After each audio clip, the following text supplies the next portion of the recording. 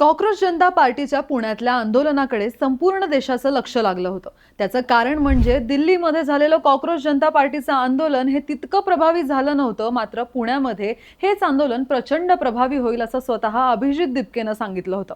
आणि खरं पाहिलं तर पुण्यातलं कॉक्रोच जनता पार्टीचंच आंदोलन हे दिल्लीपेक्षा प्रचंड क्रिएटिव्ह आणि प्रभावी झालं आहे असं आम्ही नाही म्हणते, तर असं बाहेर चर्चा सुरू आहे। या आंदोलनात नेमक्या कोणत्या अशा गोष्टी घडल्या ज्याने सगळ्यांचं लक्ष वेधलंय ते पाहूयात। बघा, आजच्या आंदोलनात एका तरुणाने आणलेल्या पोस्टरवर चक्क डायपर आणि नीटच्या पेपरचा फोटो होता। या पोस्टरचं लॉजिक जेव्हा त्याला विचारलं गेलं तेव्हा तो तरुण म्हणाला, सरकारला नीटचा पेपर लीक होणं थांबवता येत नाहीये, तर थेट त्यांनी डायपरच घालावं। तर दुसऱ्या एका तरुणाने त्याच्या पोस्टरवर लिहिलं होतं की मी सरकार विरोधात बोलत आहे, त्यामुळे मी पाकिस्तानी आहे।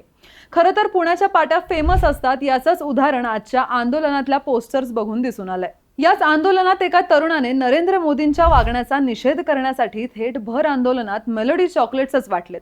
आंदोलनात गिटार आणि डफलीच्या तालावर नरेंद्र मोदीजींच्या कार्यावर टीका करणारं गाणं सुद्धा तरुणांनी दणक्यात गायलंय।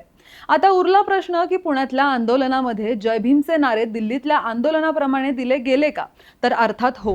पुण्याच्या आंदोलनात सुद्धा डॉक्टर बाबासाहेब आंबेडकर यांचे पोस्टर्स आणि सोबतच यावेळी फक्त डॉक्टर बाबासाहेब आंबेडकरांचे पोस्टर नव्हते, तर छत्रपती शिवाजी महाराज यांचे सुद्धा पोस्टर या आंदोलनामध्ये होते। थोडक्यात काय, दिल्लीपेक्षा पुण्यातला आंदोलन हे कितीतरी पटीनं प्रभावी आणि क्रिएटिव्ह झालं। पण ही आंदोलने करण्यामागचं मुख्य उद्देश म्हणजे धर्मेंद्र प्रधानांचा राजीनामा।